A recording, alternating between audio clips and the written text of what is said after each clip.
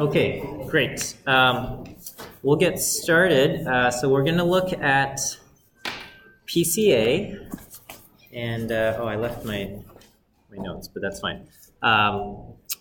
We'll look at some PCA examples. Kind of, I'm going to do some manually in terms of using the definition of principal components analysis. On Friday, if you were here, what we saw was that we want to take a high-dimensional data set and project it to another set of dimensions, and such that the resulting projection has the most amount of variance possible. And what we found was that to do that, we would project the resulting kind of the weight vector that we would use would be the eigenvectors of the covariance matrix. And so I hope this is in your notes. I hope that sounds kind of familiar. What we're going to do is we're going to look at the covariance matrix of the centered data. We centered the data so that all the columns have a mean of 0.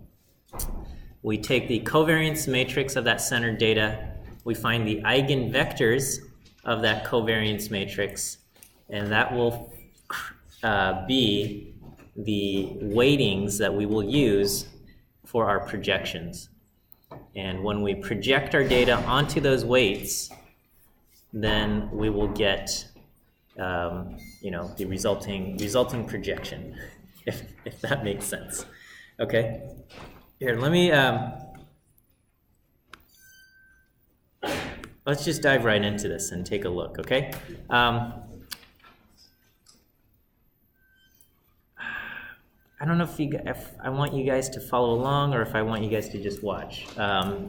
Because the code I have is not, I haven't cleaned up the code, so I'm a little bit embarrassed to post it onto CCLE because it's like really, it's not great right now. But I'll clean it up, and then when I post it, it will be better, okay?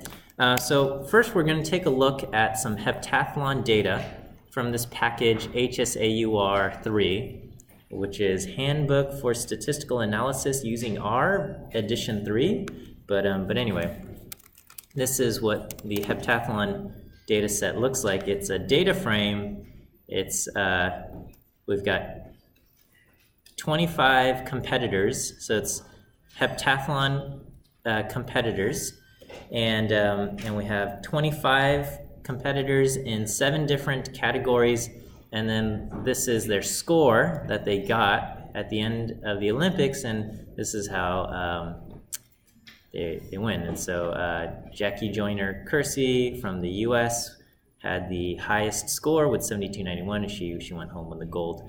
And anyway, this is what we have. So that's, I think this is like the 80-something Olympics. But anyway, what we want to do is we want to see if we can take these other 7 columns, the hurdles, the high jump, the shot put, the 200-meter run, the long jump, the javelin, and the 800-meter run, and we want to see if we can create a projection from these 7 columns down to something lower dimensional. We want to, for the sake of the Olympics, it makes sense to go from 7 columns down to 1, which would be like a score, to kind of see like who's the best and who's the worst. And so just kind of in our, because ultimately we want high scores to be good and low scores to be indicative of lower performance, what we're going to do is 3 of these columns, the ones that are timed events, lower numbers are better, so we're going to kind of reverse them, okay? So the hurdles, the 200-meter run, and the 800-meter run, what I'm going to do is I'm going to just take the max and subtract off their score so that it goes from, the best one will be the highest number, and then the worst one will be a 0, okay? So we'll go ahead and we will do that, and then I'm going to just say the 8 score, the score column is the 8th column, and so just so if I wanted to like remove the score column, I can just say, let's do heptathlon minus score. So heptathlon, if we ask what is the class of heptathlon, it's a data frame. And so if you just say, you know, plot this thing, it kind of produces like this pairwise plot. And so we can see, I don't know, it's just like, it's a mess, right? Some of these things we see some good linear correlation, like 200-meter run has fairly good linear correlation with the long jump, and what else has good linear correlation? Let's see if I can expand this here. Okay. Something else that looks pretty good would be, you know, long jump and hurdles. I mean, that kind of makes sense, right? Like, if you got good legs, you're going to be good at long jump, and you'll probably be good at hurdles. Things like that, okay? We also notice there is, like, one competitor who is much lower performing than everyone else, okay? Oops. And like if I just looked at kind of the first three columns being hurdles, high jump, and shot put, you know, we can see that there is one competitor who's you know, far lower than everyone else. And if we just take a look at the data, that is this person who didn't complete some of these things. So like hurdles. Oh, I'm sorry, not didn't complete, but you know, had the worst score in a lot of these things. And so for the sake of our analysis, I'm going to remove this low performing competitor, because you know, you shouldn't, like, just because an outlier is inconvenient doesn't mean you should throw him away. But I think in this case, we want to create a ranking system that makes sense for Olympic class level athletes, right? And so, you know, the ranking system, we would not use the Olympic ranking system probably for regular old people who are just having fun on the track and field. It makes sense to have some kind of system. So we will remove this person here, okay? So sorry, outlier, and then, you know, we can just kind of plot this again. And so I don't know if this looks any better, but maybe a little bit, okay?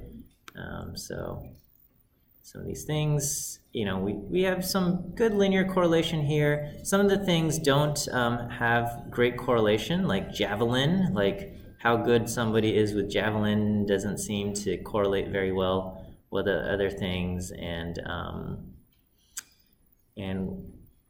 one thing about high jump is that you know, it's the one where like they're jumping high.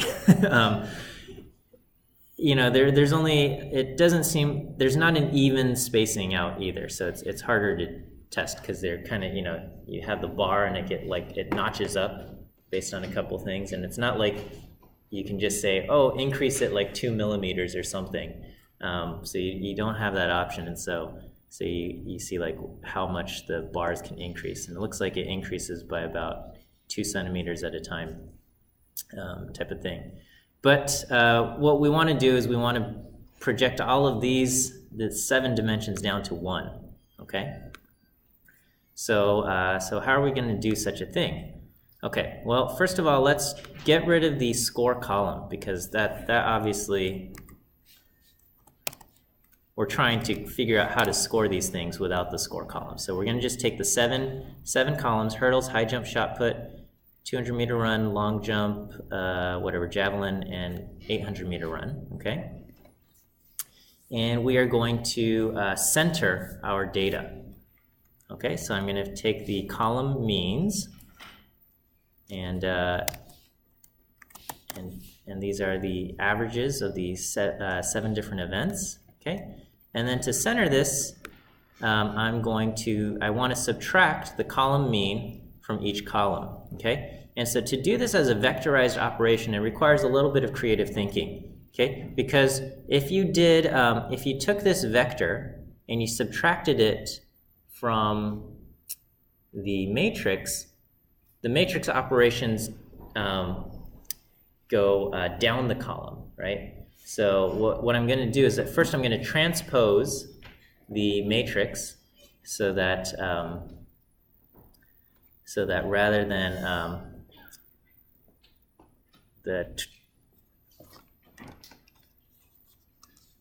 I'm out of batteries here.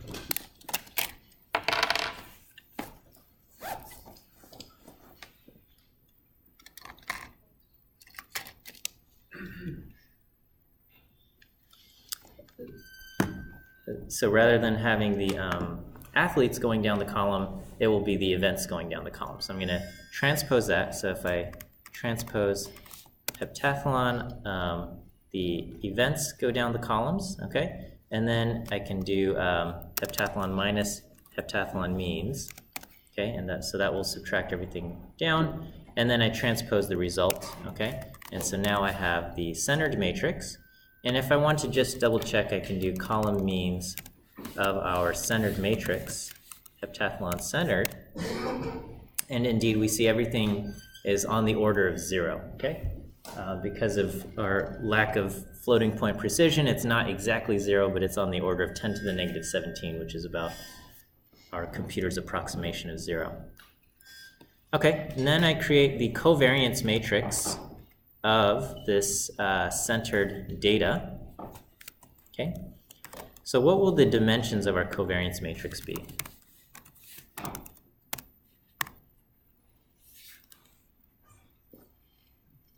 It's going to be 7 by 7, right?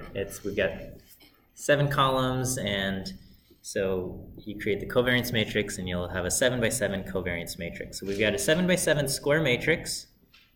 And now I'm going to take the eigenvectors of our covariance matrix, okay? And so if I do hep slash eigen, okay? So now I have 7 eigenvalues, and then I've got a 7 by 7 matrix for the vectors, okay? And so the first column will be my first principal component. The second column will be the second principal component.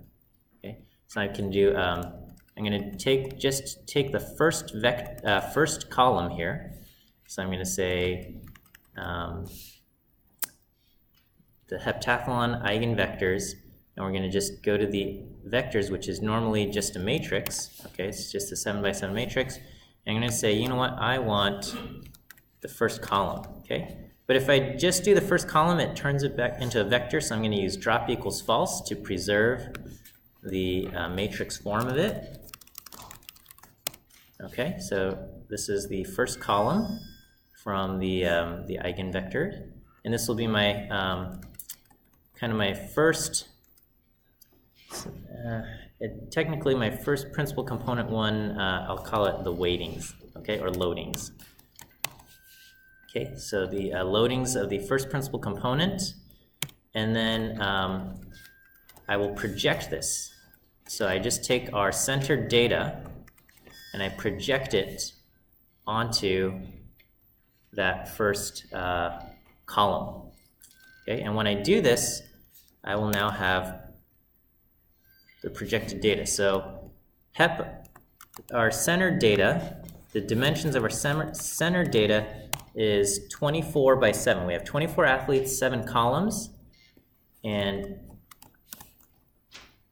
the dimensions of our first principal component loadings is 7 by 1, okay? And so the result of our projected data is we've got 24 athletes and just one column now, okay? And we can see how this compares to heptathlon $score. Oops.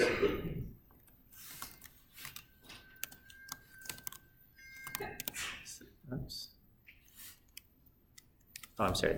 We want the score column, the 8th column. Okay. Oh, I got rid of it. Shoot. was silly.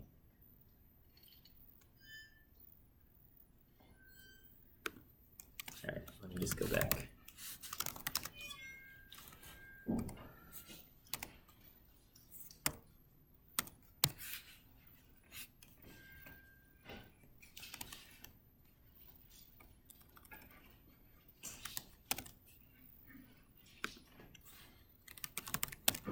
Okay, so these are the scores, and we have to remove the last one.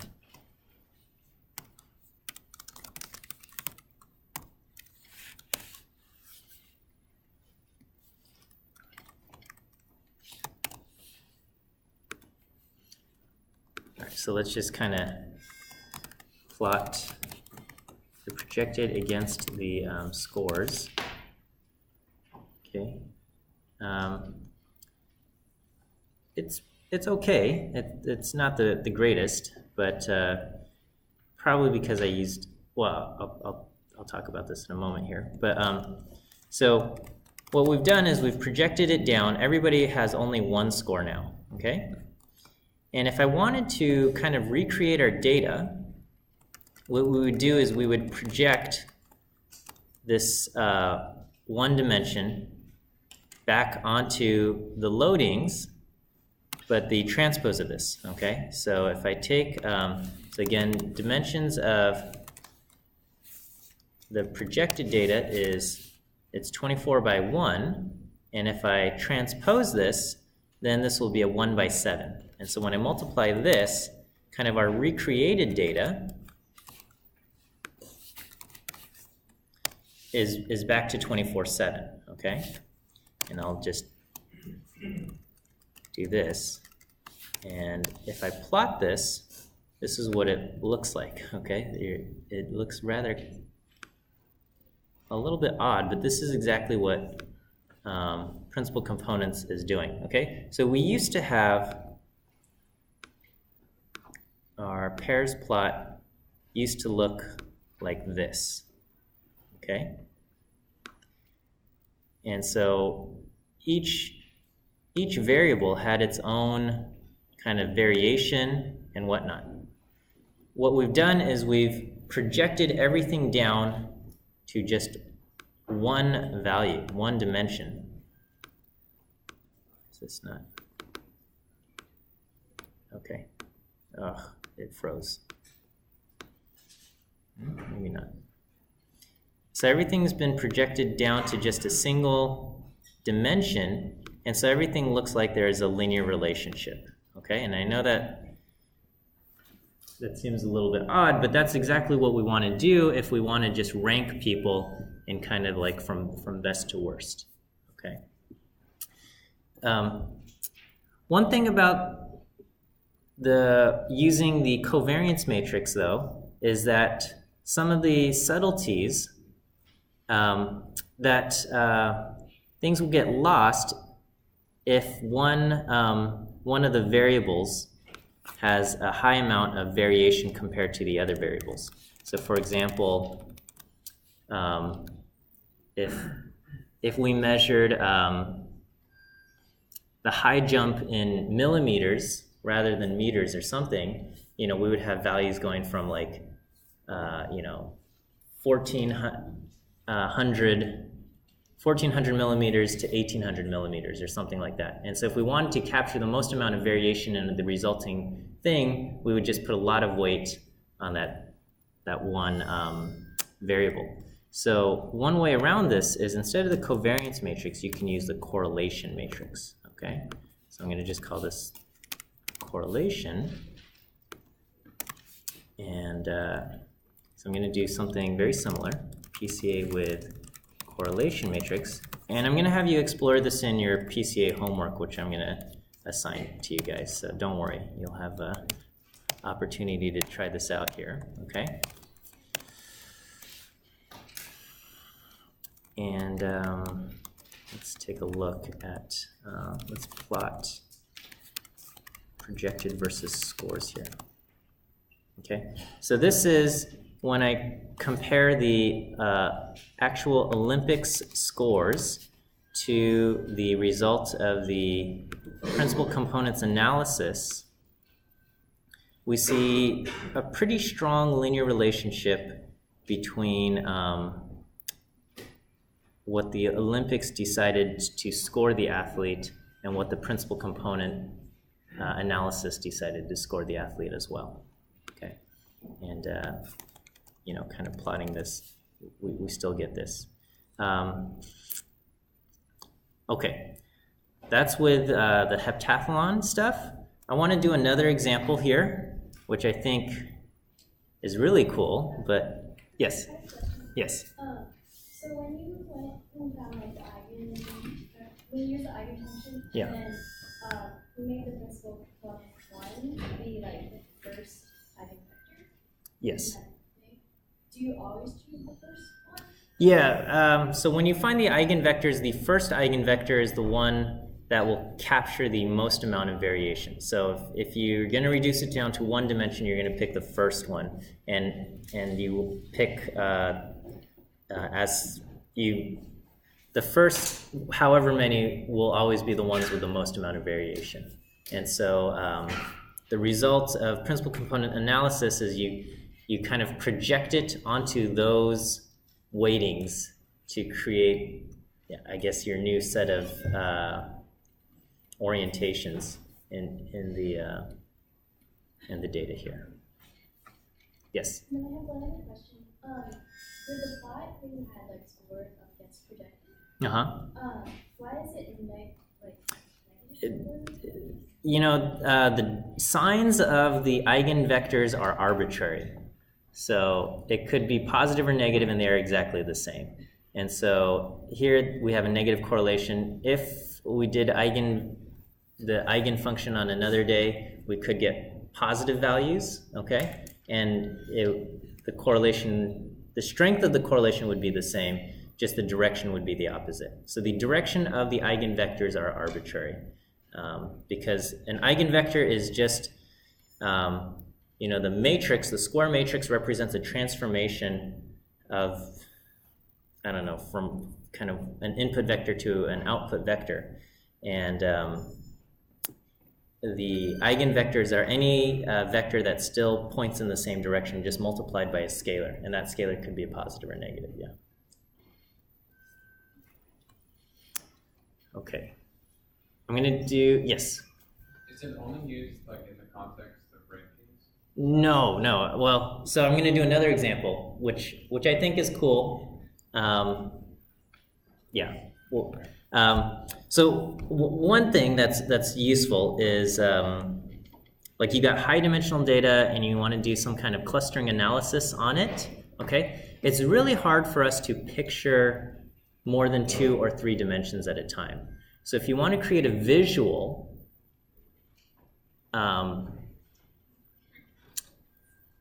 for high dimensional data, is you can project this high dimensional data onto a lower set of dimensions and draw your clusters. And generally, even if you do your cluster analysis in the high dimensions, after you project it down to maybe two principal components, even that resulting 2-dimensional data will still show a lot of the cluster structure that exists in the high dimensional data. Okay, let me do this other example, which I don't know, I'm excited to show you guys because I think it's cool, but maybe you guys are not going to be impressed, but whatever, all right?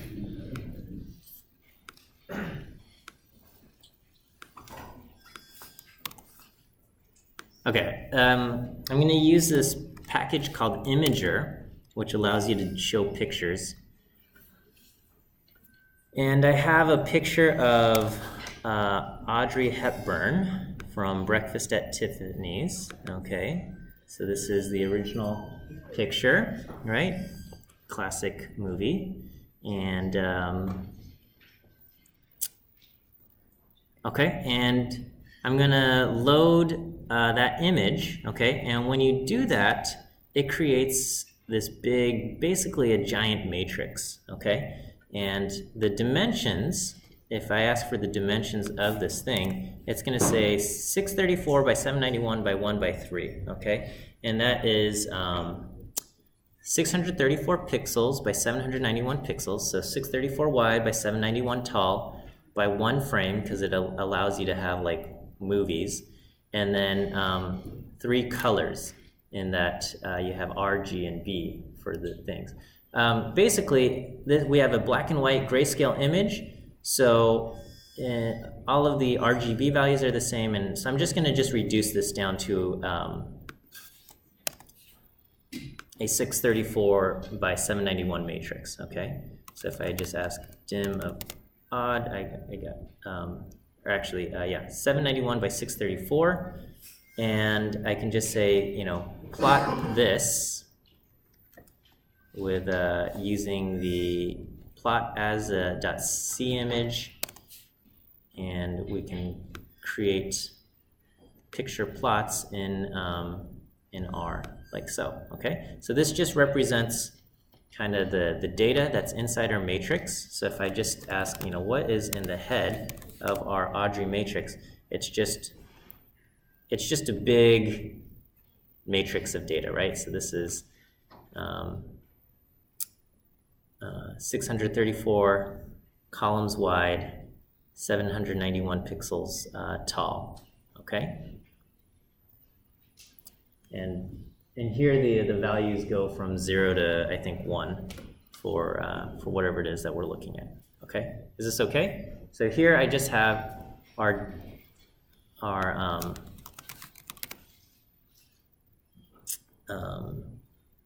so 791 rows, 634 columns.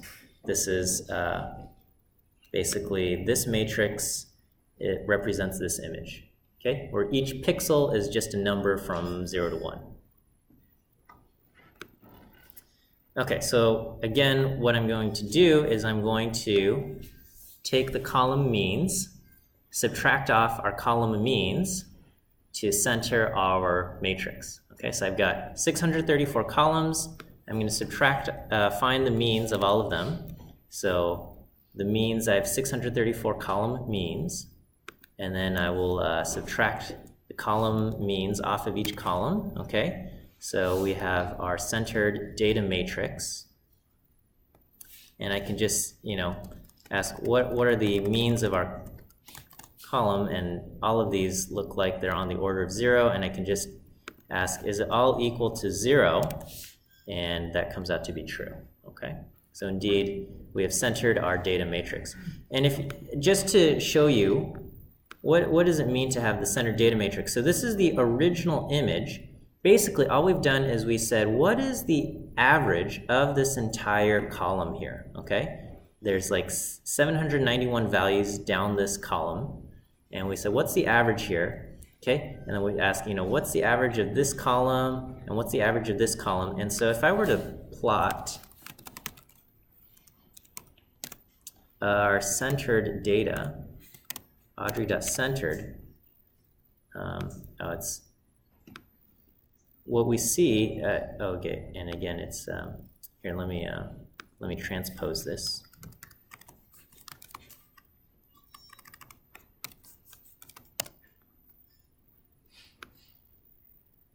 Okay, what we see is this, what looks to be a streaky image, but what it is just that the column average has been subtracted. So in a, where there is a lot of kind of black in the column, that shifts down the mean of that kind of column of pixels so that it kind of streaks it out so that, you know, if we set the whole thing to be 0, we would just have this flat gray image, right? But so basically we've just subtracted the means, and so we have these streaks here. I don't know if that makes sense. Okay, so again, the image is just a giant picture, right? Or just a giant matrix. Okay, I'm going to take the covariance matrix of that image. Okay, so our covariance matrix is still a large matrix. I can ask, what is the dimensions of this thing? Okay, and it's 634 by 634. I'm going to ask for the eigenvectors of this thing. So we're going to just do eigen, Okay, and we can ask what's the structure of this, and I've got 634 eigenvalues and 634 eigenvectors, each of them being length of 634. Okay. What I can do is I can just say, let's take the first 50 columns of our eigenvectors. So rather than using all 634, I'm going to use just the first 50. Okay. And so, so my principal component kind of projection weightings so far is I've got 50 columns, each with 634 weights, telling us how we should combine the weights of our things, okay? Then we will project our centered data onto those 50 eigenvectors, okay? So when we project our data onto this, our projected data now has 791 rows and only 50 columns, okay? If I were to try to plot this, it would look like a complete disaster, okay? It would be completely unrecognizable, okay? It looks like this, okay? There's 791 pixels down, and it's 50 pixels wide, and this doesn't look like anything meaningful, okay? Because there's nothing, because what we've done is we've rotated it down into 50 dimensions, okay? We had 634 columns, and we've kind of found this projection that's only down to 50 dimensions, okay? What we want to do is we want to take that lower dimensional data and try to recreate our original data, okay? So all we have to do is we just take the projected data, which is 791 by 50, and then we just project it onto the transpose of those 50 loadings, okay? So again, PC50, the dimensions of that is we just took 634 by 50 so that when we took our original data and we projected it onto here, we got down to 50 columns. Now we just take our projected data and we multiply it by the transpose of this, and our recreated thing will be back at 791 by 634. Okay. And we have to add back the means, okay, to get truly the original data. So we'll go ahead and we'll do that, okay? And let's take a look. This is now what we've reconstructed after projecting it down to 50, okay? And so this is reconstructed from 50 dimensions, okay? And let's compare this to the original. Okay, so this is the original. I don't know if you guys can, oops. And this is, so when we project it down to 50 and use the projected down data and reconstruct it, this is the image we get. You can kind of see some graininess and fuzziness. This is the original image. I don't know if you guys can see on the, so there is a little bit of a difference between the original and what happens when we try to reconstruct the data after projecting it down to 50, okay? Because keep in mind, after reducing our dimensionality from 634, we were down to just 50 dimensions, okay? That's like less than 1/10 of the original data. But because we tried to preserve as much variation as possible, we still get something that definitely looks like the original image, even though it doesn't contain, quote, as much information, so that, you know, we don't have the exact pure image that we originally had. We do get something that quite resembles the original data. So I would say this is a success in terms of reducing our dimensionality, but yet preserving the structure that exists in the original data. Okay? And you might say, okay, well, I'm curious, what would happen if we only kept 40 principal components or 30 principal components and things like that. So I've created a loop where basically we do the same thing for all of these different amounts of components to keep, okay, keeping up to 500 of these. And what I'm going to do is I use the center data and I say we're going to project it onto the vectors just 1 through k, and then we reconstruct it, and I'm going to just output it to a bunch of PNG files. Okay, so I'm going to go ahead and I'll run this, and it's going to create a whole bunch of these files here. So it went and it created all of these. Okay, and so if we only kept one, so this is the original image. If we kept just one principal component and we tried to reconstruct our image, this is what it looks like, okay? This looks nothing like the original image, okay? But that's because we threw away all of the information except one principal component, okay? We add in a second principal component and it still doesn't look like much, okay? Here's with 3 principal components. Here's with 4, 5, 6, okay? And suddenly at 6, we get something that kind of looks like a face in here, right? And that's with 6 principal components, okay? And then here, as I add more, 7, 8, 9, here we have 10 principal components. We have something that, if you saw a thumbnail of this, you might be able to recognize this image because it is an iconic image, right? And as we increase, so here's at 12, 14, 16, 18, and at 20, I think, this is kind of like, if you squint, it looks kind of like a thumbnail, right, of the image, okay? And so, so that's with 20 principal components, and as we add more, definitely, so here we are at 40 principal components. The image is quite recognizable, and you can even start to see in this little corner like what the original.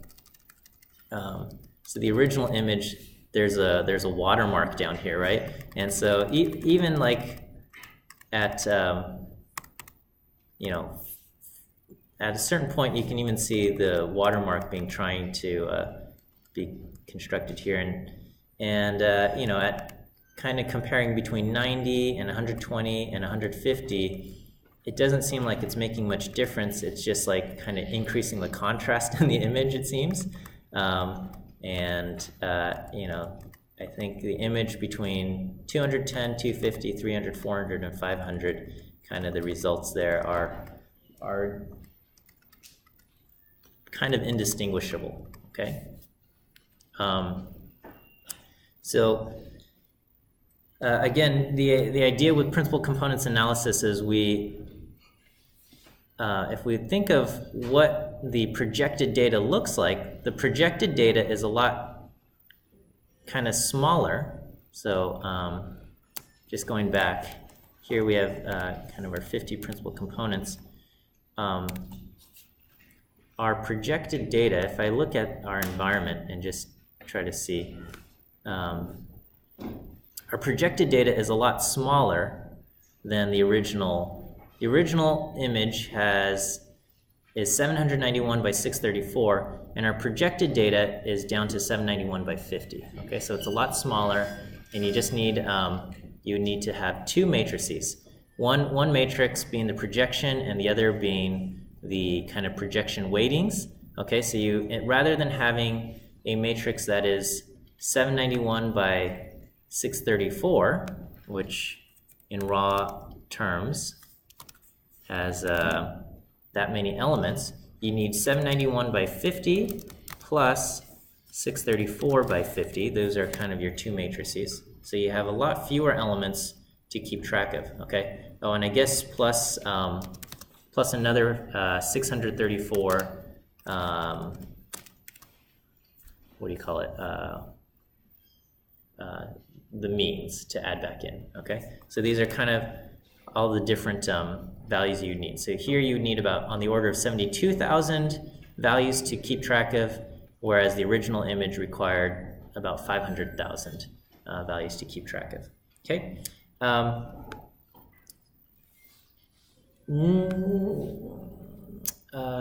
Nobody actually uses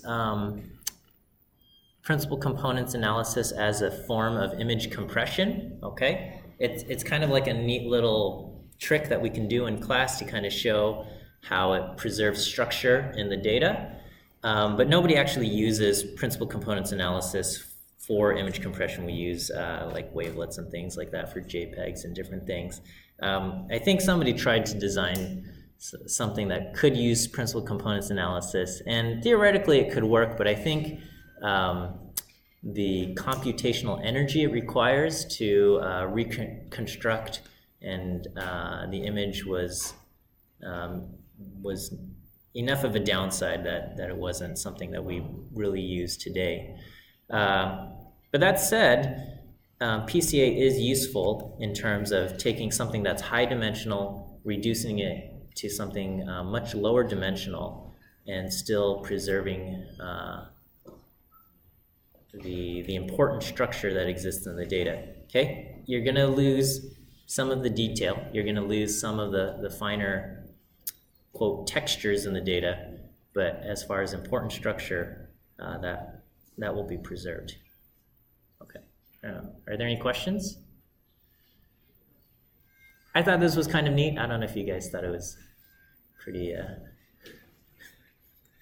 cool, right? And this is just using, oh, you know what? So I've just used the plain old eigen definition here, okay?